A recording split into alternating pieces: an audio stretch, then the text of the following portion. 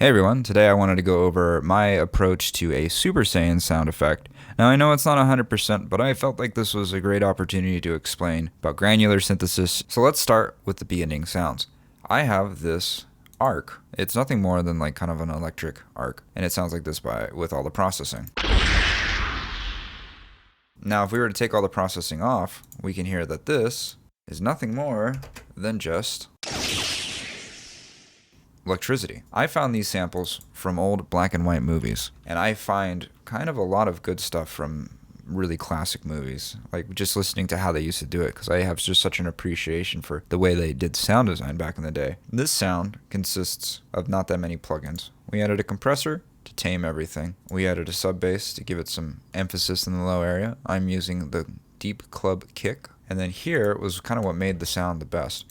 This is the airy reverb, and I used these settings here and a little bit of EQ, and then using the bit crusher just to limit it from clipping. And this is what it sounds like.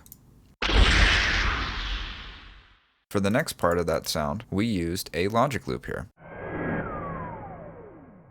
Just getting rid of some of the low end because we already have enough in the original sound, giving it a small pitch bend with vocal bend here, and then adding just some annoying frequencies to stand out a little bit more on top of the original sample. And this is what they sound like together.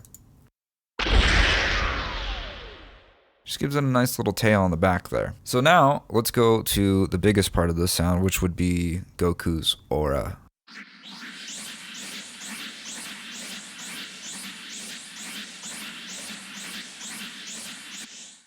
How I started that was I have this little sample over here. This is a logic loop that I found.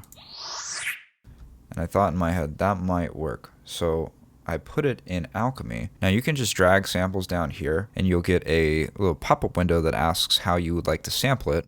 But since I'm using such an old version of Mac and it won't let me upgrade to Mojave, I can't use the cool features that Logic has added. So I have to do it the old-fashioned way, which is once you initialize a preset here, you come up to your oscillators of choice, select import audio, and you can grab this from drives, you can grab this from logic loops, or you can just grab it right here. Drop it in here, and then select granular and import. And after a little bit of tweaking, choosing the speeds, the positions, and then these settings here, which this is a volume, the size, the density, the R time, I always mess this one up, tape spacing, and then the stereo with the grain set to turkey, I got this sound. So what I ended up doing was I sent this to filter 1, added a little LFO to it, and high passed it pretty high up into the air. But I wanted to add a second one, and you can just go ahead and left click here, copy source, and then paste source. Now that was really important because the speed of the sample was what gave it more of a togetherness. And the only thing I changed on this one was I sent this to a low pass filter to give it just a little bit of low. And this is what that sounds like.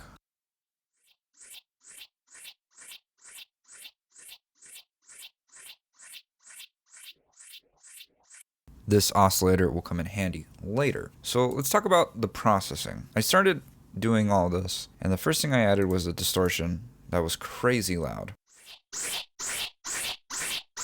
And then I went into a reverb, yet again, as you can see, the airy setting. The airy setting in the Chrome Verb is a real great anime preset, if you will.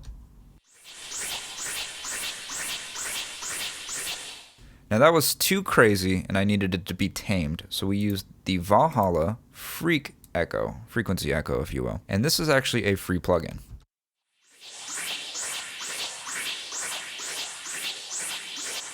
And I learned this trick from Marshall McGee's How to Make an Anime Sound video, which was really helpful. A lot of corrective EQing. This area was disgustingly annoying.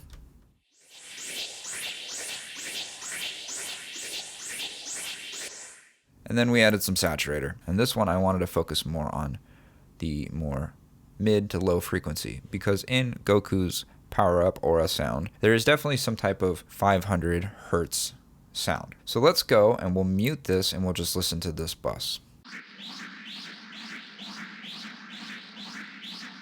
And how I accomplished that was I used the pitch shifter and I went down 12 semitones. We did some corrective EQing here. Then I added some distortion, loud distortion. and then sub bass again. Now this is kind of weird. So I didn't do anything to the actual sub because on cartoons and on TV, I don't really know if it's actually necessary.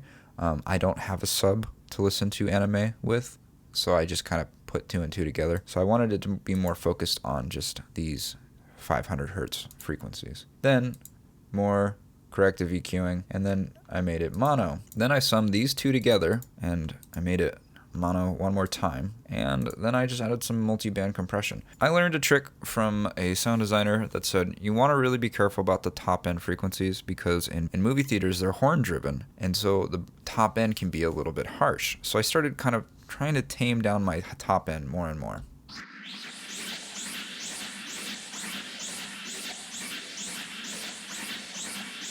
But I mean, it's barely working, which is what you want. And then all together we get